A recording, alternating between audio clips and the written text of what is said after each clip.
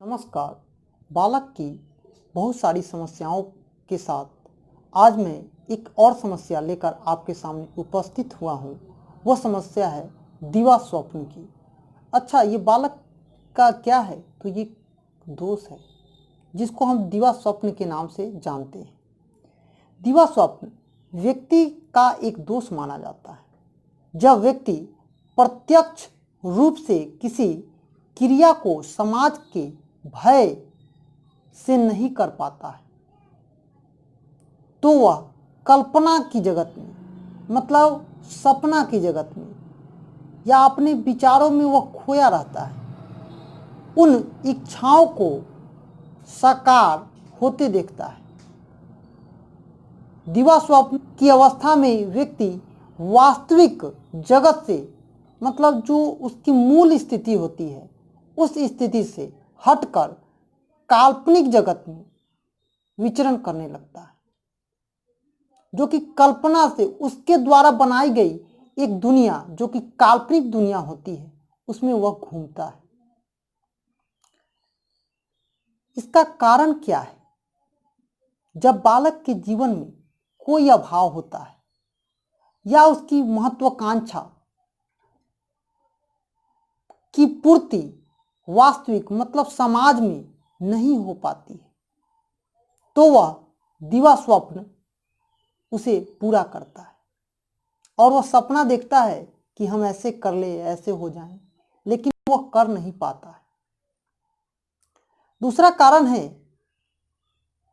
बालक का अत्यधिक महत्वाकांक्षी होना, हम की भावना और अपने प्रति की सोच, मतलब अपने आप की सोच।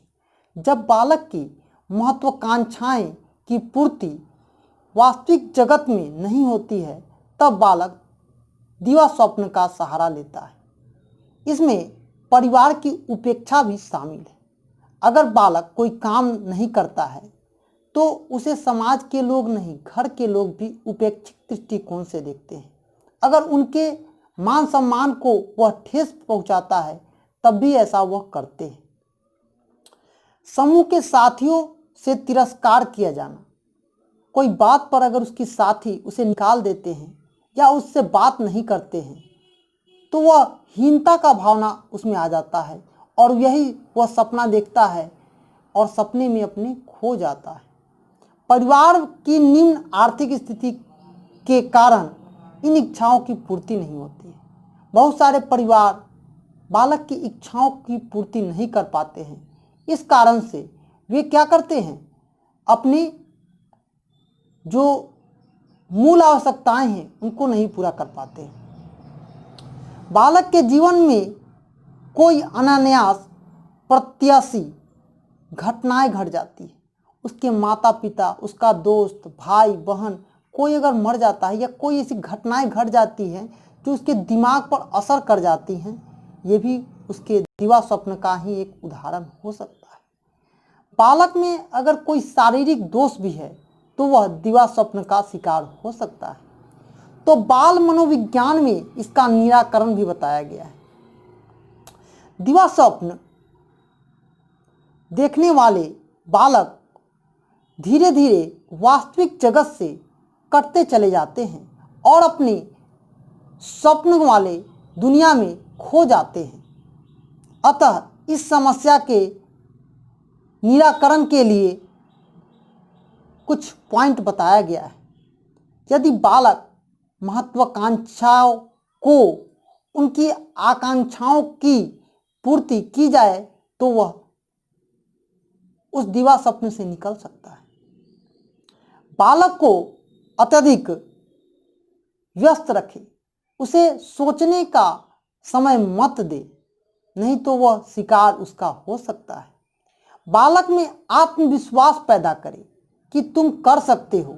अगर बालक कोई काम करता है, अगर फेल हो जा रहा है पढ़ाई लिखाई में, तो उसे आत्मविश्वास दे, उसे बताएं और समझाने की कोशिश करे कि किस प्रकार से तुम उससे आगे बढ़ सकते हो, निकल सकते हो। उसे उत्साहवर्धन दे और परिस्थिति के साथ सामंजस्य करने की क्षमता भी उसमें जागृत करे।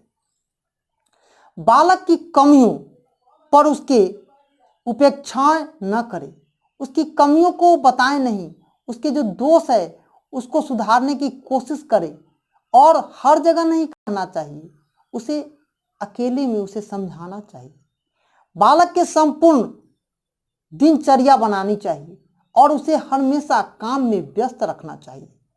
माता पिता का भी स्वभाव उनके लिए कठोर नहीं होना चाहिए, क्योंकि अगर कठोर होगा तो वह दिवा स्वप्न के जाल में फंस जाएगा। और यह एक बालक की प्रमुख समस्याओं में से एक समस्या दिवा स्वप्न है, जो कि बालक अपनी दुनिया से कटकर एक अलग दुनिया बना लेता है। यह वीडियो आप न्यू एजुकेशन पॉइंट के तरफ से देख रहे थे। धन्यवाद। जय हिंद, जय भारत।